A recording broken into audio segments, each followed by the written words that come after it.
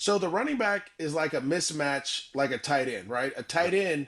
How do you cover a tight end with the linebacker? You want him to be big and physical and slow, so the tight end runs by him, Hmm. or do you want him to be small and the tight end body him? You put a safety on him, tight end bodies him. Well, if you're a running back, if I can run routes out of the backfield, that means you have to be a small. You got to put a smaller linebacker on there. Well, Yep. then guess what we're gonna do? We're gonna run the ball and put our 300-pound guard on him. You see what Hmm. I'm saying? And so when you have a guy that can do both, it forces the defense to tell you what they're going to allow you to do, right? Yeah. So if I come out and I see you're in your nickel linebacker and not your base linebacker, well, guess what? We're going to run the ball at you. But if you Hmm. come out and you're in your base, I'm going to line this running back out wide. You're going to have to play some version of man or match zone, and I'm going to cook them. And so it just What's going on, family? It's your boy C-Mo the C Mitchell. You checking in with another Bird Bath ATL. Shout out to all the real ones, everybody who's on our mission to hit that 1,000 subscriber. And we just gonna hop right into it, man. As you know, the Falcons have hopped into OTAs and started with their first day already. And there's a lot of takeaways and things for us to look at in the near future and a lot to be excited about, in my humble opinion, if you are a Falcons fan. Now, what you were just seeing was Maurice Jones-Drew on the Steve Smith show talking about the evolution of the running back in today's NFL and the type of mismatch that running backs and tight ends could be. In the same program, he also said that Bijan Robinson is the best running back in the NFL, hands down, and it's not even close. You guys should go and check that out. I'll see if I can link that in the description as well, too. But in my previous video, I was talking about Penix and what we think the timetable is going to be with him to return. Well, it's to no surprise to some of you guys out there, and if you haven't heard the news already, Penix is actually getting under center. He's actually been taking snaps from under center, starting out OTAs, and actually since last week, pre OTAs. Now, I think this is huge because there was a lot of just, in my humble opinion, misinformation. Previously, we heard one Stephen A. Smith say that there were rumors or that there were Falcons insiders or people saying things along the lines that Michael Penix couldn't squat down to get under center because it hurt his knees too badly, which, in my humble opinion, is one of the just weirdest, goofiest things, just stupidest things I could ever heard. Respectfully, I don't ever want to knock someone who's been in this business as long as Stephen A. Smith, but that's just ridiculous. That's one of the most ridiculous things I've ever heard as a former player and someone who is a student of the game. Especially when you think about how tall some of these centers are. And these linemen are as well too. I think our center is right around 6'2", 6'3". Michael Penix is 6'2" himself, and as we've seen, that's been debunked. He's been out there emulating drills of taking snaps under center, and I saw a tweet on X where they were saying, "Hey, this is what Jeff Ulbrich. I'm sorry, with our previous coach, Zac Robinson, should have been doing." With him as the offensive coordinator and getting him more prepared and getting him ready to do that. But he looks good with his play action and being able to get his head spun around. And I think he's going to excel well playing under center in this offense. I think that being able to play under center will help him utilize play action a lot more. And shout out to Trent and the comments. As he was saying before, we talked about on the previous episode, the things that Penix does especially well are things that Tua don't necessarily excel at. And I think that Penix is just a better play action quarterback, and he's a better deep ball passer than Tua is. And I think that the play action is going to just be able to enable him to get a lot more separation downfield with some of these receivers. When you have a running back like Bijan Robinson, as you alluded to, with what Maurice Jones-Drew was talking about, it just really kills offenses when you have a running back who can do both. And we'll get into that a little bit more as well, too. I think the Falcons have a lot of versatility in players. And that has some defensive implications as well, too. But I think that between Brian Robinson and Bijan Robinson, we are going to be able to lean heavy on the play action game this year coming up. And I think for that reason, Penix is going to be able to thrive a lot under center. I think now, keep in mind, I talked about this on a previous episode. Alex Smith said that it took him about a good year and a half to get really acclimated to playing under center in the NFL. And I think the biggest reason for that is on play action passes, you're turning your head away from one side of the defense and you're turning right back. But Penix has been using play action a bit even out of pistol. So this is not going to be a completely foreign concept to him. And I think that going to his third year, we're going to see this a little bit more. I mean, he did play under center a little bit from his rookie year, and there were a few shots that he did last year with it as well too. So I think that he's going to make a great strides to be moving forward in his development a lot more. Also, Ulbrich. Not Ulbrich. I'm sorry, I keep saying Jeff Ulbrich. But we will talk about Ulbrich. Let's get right into that. Ulbrich actually was not at OTAs recently, and one reason is because he is in a program called the Accelerator program for coaches and GMs that they think could actually make it to the next level. So that's good for Jeff Ulbrich, not so great for us because it just kind of seems like it's going to speed up the inevitable. Jeff Ulbrich has been a great defensive coordinator for us. With the Falcons, he's been a good defensive coordinator even while he was with the Jets as well too. And I guess it is a good thing if he does wind up moving on. He probably won't get picked up as a head coach unless the Falcons make the playoffs and have a great run with it. So, but I do think that Jeff Ulbrich might be on his way out the door pretty soon if the Falcons have another year like they previously had. So, again, very happy for Jeff Ulbrich, but hate to see him go. He's been a huge part of this defense and some of this turnaround, and which we'll get into a little bit later on with that. But somebody who I think on this staff right now who could be huge for us could be Nate Ollie. Imagine Nate Ollie taking over as the defensive coordinator. Now, if we had to promote somebody. So, I mean, he's been a huge part of why this defense is really taking his second level, taking a second step to the next level, especially with the pass rush and some of those upfront linemen. Again, which I'll get back to the defense in a second, and how it ties into what Maurice Jones-Drew was saying earlier. If you guys have made it this far, make sure you hit that like and subscribe button and hit that notifications bell as well too, so you can stay up to date with all of our content as we drop, and you'll know first when we're coming out with our new episodes. Now, moving on, Kevin Stefanski has talked tremendously about some of the player updates and some of the injuries. Michael Penix Jr., for one, says that he feels great. He still is targeting a week 1 return.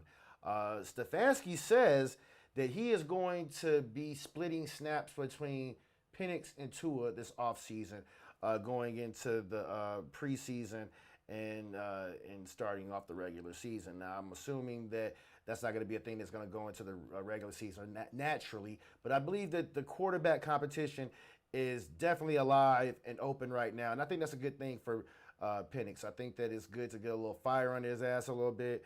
I do think that Penix is going to be the one to step away with this starting position. But I believe that Stefanski's probably going to play both of these guys in the preseason, and I think that both of them need to get the amount of reps the full amount of reps that they need to get. Right now, OTAs, they are optional. Keep that in mind, but they are doing as much as they can do to implement the philosophy and the offense and some of the strategy. They already know the defensive strategy, but they really want to implement everything with this offense. And it's good that we do actually have Penix out there now. Thankfully, it's not too much of a variation for what we've had previously, because it's all derivative of the West Coast style offense that kind of originates from Gary Kubiak, which is also derivative of Mike Shanahan and Kyle Shanahan's coaching tree.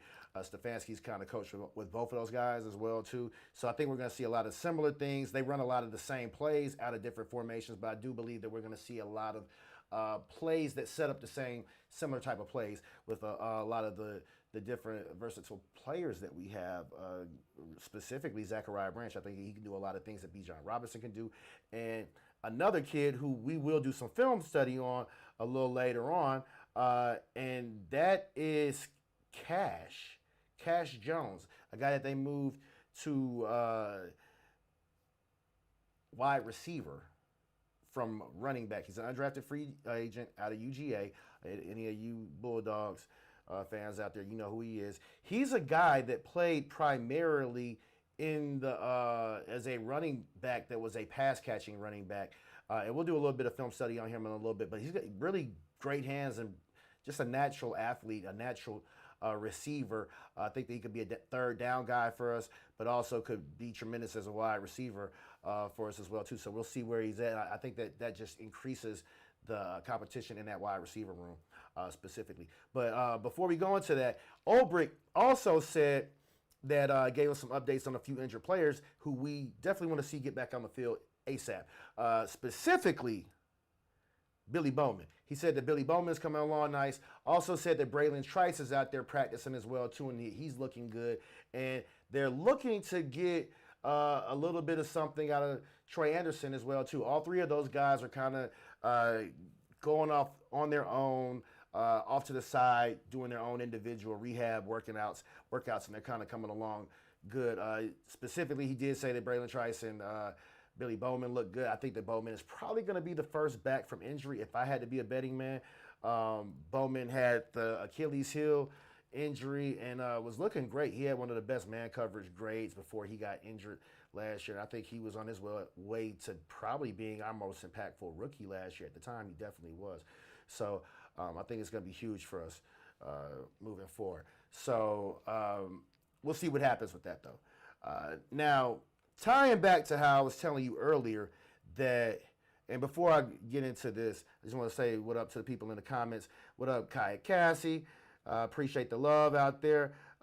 Trent says, touches, last second touches of the quality of stream will be there momentarily. Drop a link. Winston Thornton can't join. I'll see if I can get you a link out there as well. I want to talk a little bit about what Maurice Jones-Drew was talking about with the the evolution of the running back and kind of how this kind of ties into my question today. Who do you think is going to be the biggest breakout for the Falcons or the biggest surprise for the Falcons this year? Now, this isn't going to be my biggest surprise, but I think the biggest breakout player this year is going to be Jalen Walker. Maurice Jones-Drew was talking about how you want to be able to attack defenses and make them decide if they want to be able to stop the run or stop the pass. And I think that we have some versatile guys, especially with the linebackers that we drafted in the offseason, guys who can stand in their stout and be able to cover running backs and tight ends, running backs out of the backfield, tight ends and pass coverage, but still also be able to come up and feel great on run plays. I just believe that the kid out of LSU and kid out of Oklahoma State are going to excel at that part of their game. I think that they are big enough and fast enough to play both ways. I think they're going to have to get a little bit more aggressiveness on the guy from Oklahoma State, but he definitely has the speed, the size. I don't think that he's going to be able to line up and run the ball down his throat in nickel formations. I think that he's a guy who can play in sub packages. And I believe that Perkinson can play on early downs as well, too. And I think that he's a guy who can also cover running backs out of the backfield. I've heard people talk about how Billy Bowman specifically, Rutenberg used to talk about how Billy Bowman's like a little baby backer. I think that you kind of get that a lot more out of Perkinson, and I think that he's going to be able to cover running backs out of the backfield, wheel routes. He's going to be able to cover tight ends, and I don't think he's going to give up a whole lot in between both of those things. And I think that having players like that are going to enable Jalen Walker to really take that next step, the next level of being able to be a full and complete pass rusher moving forward. I think that part of the reason that he didn't have more than 5.5 sacks last year is because he came into the season with lingering shoulder issues, and he kept having the groin issue early on. But I think as he's gotten a little bit older, our resident sports specialist, Steve Hightower, has made mention of this, how younger athletes usually have those groin injuries a little bit more. And I think that that part of Jalen Walker's injury history is probably going to be a thing of the past this year. I think he's going to get a lot more development into his grown man body. I think that he is a huge part of why James Pierce Jr. has some of the season he had last year. I think that James Pierce helped him out a little bit as well too. But I think that he's a guy who plays on every down. I mean, he's a full 3-down outside linebacker. And with the versatility of some of the players that we have, I think that we can mix and match some of the responsibilities as well too. He's also a guy who, if you want to blitz your inside backers sometimes, or some of your safeties, or your cornerbacks.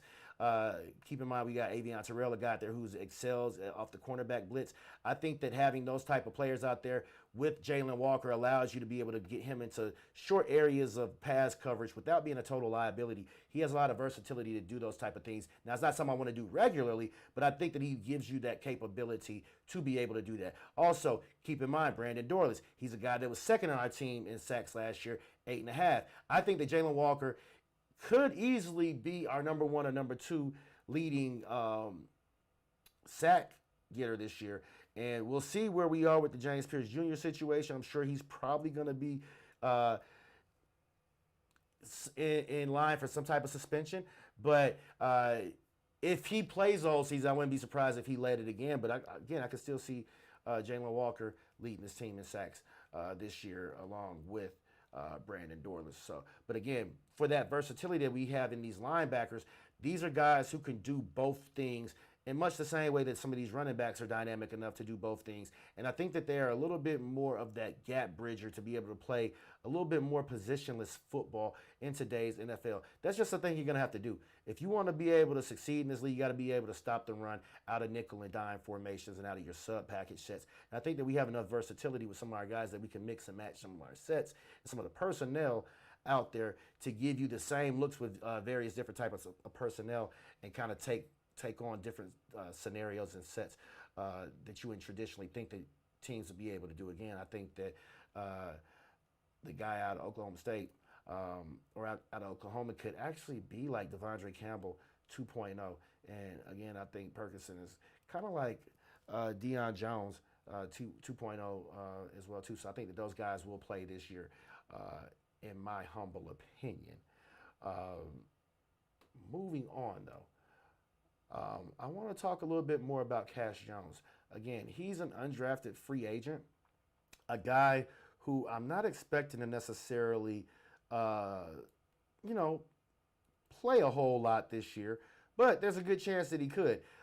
He's a running back that they're moving to wide receiver, and in college, he was definitely a bit more of a third down running back. He has more receptions in college than he does rushing attempts. But when you get to looking at his film, I mean, he's not a soft runner. He's not a finesse runner. I mean, he's got nice burst of speed and quickness.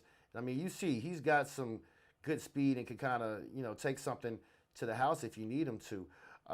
Also a special teams player. They got him because he in college he was huge on his special teams. He was a guy that was on the kickoff coverage team. Actually went and recovered an onside kick one time before. He had a blocked punt as well too. I think that he's a guy that could probably be just an all-around football player for you. But I think that we don't necessarily have a third down running back outside of Bijan Robinson right now, a guy who can just play that role if Bijan goes down. I think that Brian Robinson Jr. is a good insurance policy for Bijan, but we need us a guy that could be a third down pure running back if Bijan goes down, or even to spell him out there a little bit if things go. And this guy could be that. Now, I want you to keep in mind, he had 10 yards per reception, and this is him out of the backfield right now. But just look at how fluid this is a guy, and this is why I like the move of him to receiver. He's a guy that is catching over the shoulder passes and fades and wheel routes. He can get deep downfield on you, but or in the intermediate game. 10, 15, 20 yards downfield. And I think he could be a real matchup nightmare for either safeties or linebackers. I could see him playing out of that slot or playing at the receiver position some type of way. Keep in mind, he is 6 foot tall and 180 pounds. So he's not really undersized as a wide receiver, but look at on this running play. look at how, I mean, again, good vision, a natural runner. Um, he might be able to maybe return kicks. And when he runs the ball, one thing that we've consistently seen is that when he's running the ball, it takes guys to gang tackle him. Uh, he's not easily brought down, like right here. I mean, you keep seeing the burst get thrown down easily. I mean, he is a hard runner still. So I think even though as a wide receiver, he's a guy who could be much in line for yards after catch. I'm not sure what his 40 time is. Somebody in the comments, you guys let me know out there if you know what his 40 time is. But here's another play. And I mean, ACC teams and just good scheduled teams. Uh, he went to UGA. I mean, this isn't a slum team that he went to.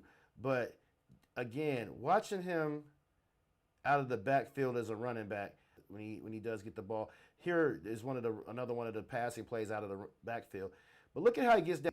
I think that he's the type of guy that if you move him to receiver, he can do some of the things. He would complement Tua very well. But I think he could also help Penix out a little bit as well too. We had a lot of drops on our team last year, and he's right here. I mean, he's a guy who could take just a small, short area pass like this. You'll see these guys, they'll drop easy, wide open passes, and it's like they forget to put the ball away before they run after the catch with it. This guy secures the ball. Again, he didn't have a whole lot of action, but made a lot of big plays for UGA at times when you need it. Here he is in the backfield right here. Watch how he gets downfield a little bit for you. I mean, that's a 10-yard reception, but, I mean, at the point of the reception, which turns into a 15-yard play, essentially. I think we can see a lot more of that with him. I think that he's a guy who could do some more of those gadget plays, a few trick plays. Again, keep in mind, he is a guy who is a special teamer. I could see some special team type of stuff. But he's a guy who could come and fill in for you if Bijan is out of the game. But I like his hip fluidity. I think that he'll be a pretty good route runner. And actually, the rookie, Zac Branch, is the one that broke the news first to some of the reporters that Cash Jones was actually working out with the running backs. With the wide receivers. So I think that for the Falcons, the wide receiver room is one of the places we really needed to shore things up. I've heard people, shout out to the homie Money Mel, who gave me a lot of the topics for today, hit me with a little bit of news, always keeps you up to breast with a lot of things. But him and Trent, you guys both have talked about Casey Washington, a guy who I'm not very impressed with at the wide receiver position. I don't think he's really a great downfield blocker necessarily either. This guy is pretty good as a run blocker as well too. And I think that will enable him to do some of the plays, even lining him up in the backfield with Bijan at the same time as well too. But look at him right here in the flats. And again, just naturally is able to catch the ball. Look, takes the guy for another 5 or 6 yards trying to tackle him by his jersey and as he rips away. So again, this kid is deceptively strong with some of his quickness and some of his short area power, though. When you get to him, I don't think he's going down very easily. And a guy who I don't think will be afraid to go over the middle and play in the middle of defenses. He can kind of do some of those things that you might not think Zac Branch would be able to do. I think he'll make the 52-man roster, and I think he could be potentially the biggest surprise for this Falcons team this year. I'm not saying he's going to come in and give you 500 yards, but I think he has a unique skill set that is could be very valuable for this team. A wide receiver who runs like a running back still, and the beauty is he's not going to have to necessarily get downfield a whole ton, but he can definitely affect that short to intermediate passing game for you. And here he is again out of the backfield. Just kind of gives you that Texas route that Texas slant route. Um, Really good route runner. And look, like I said, after the catch, two guys still trying to take him down. He just powers in for the end zone.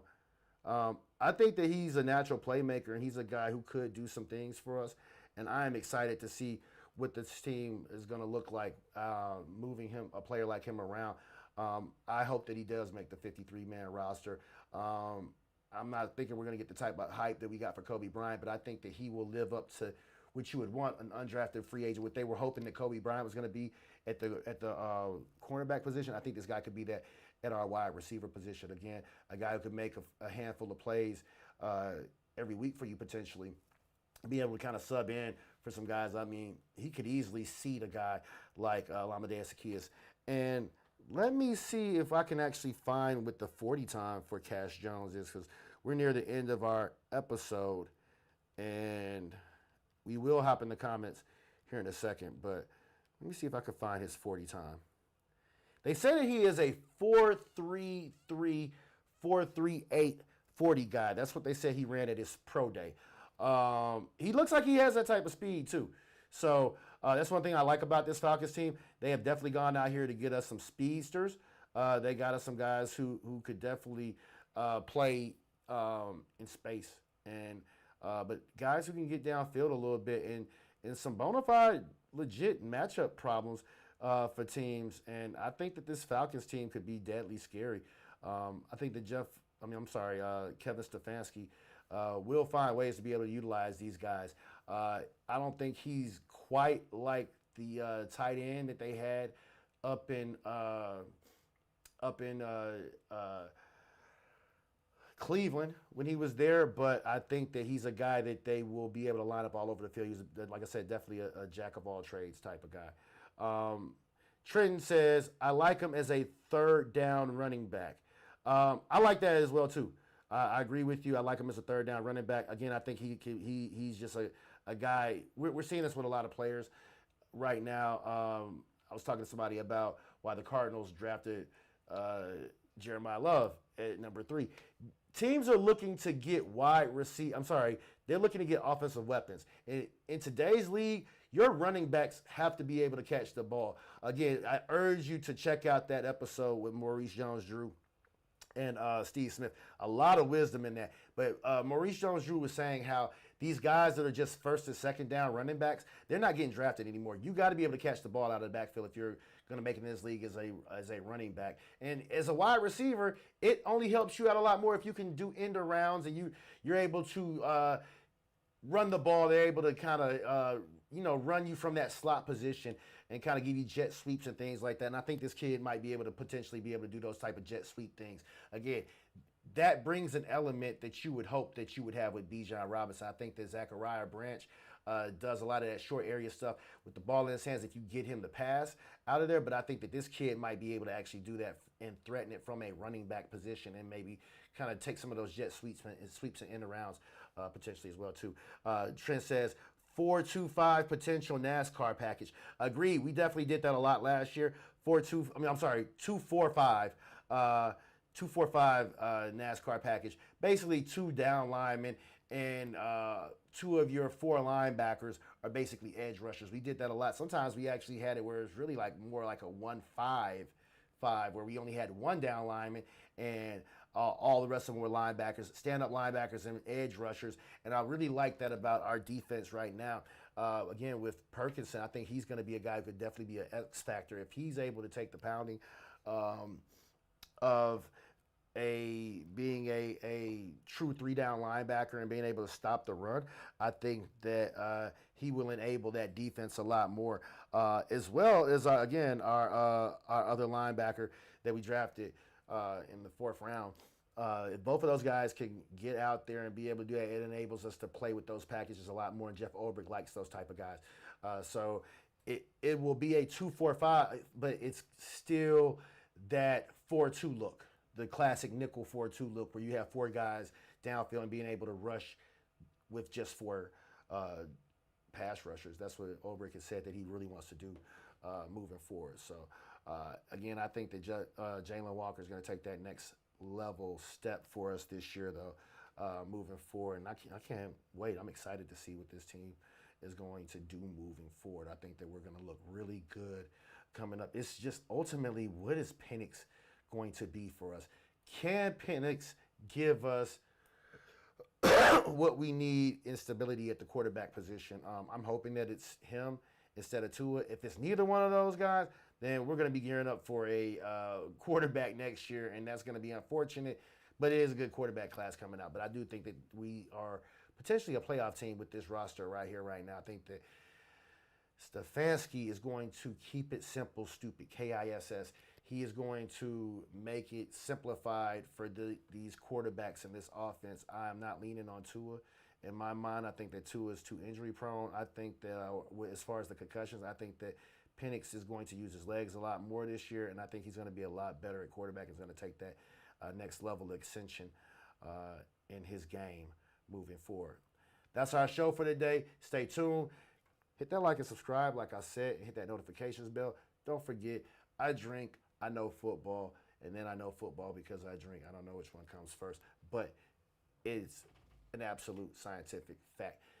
That's our time for today. It's your boy, C-Mo, the C Mitchell, checking out for the Bird Bath ATL and Point Game Official. We will keep hitting you guys with more info throughout the rest of OTAs and as we move into camp. Don't forget that the Falcons still have until, I believe, the beginning of June or middle of June or something like that to come to an agreement with Kyle Pitts over the franchise tag.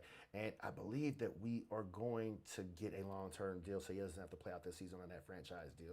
But if they don't, he still can be franchised again for another year. Bad for him, but kind of good for us.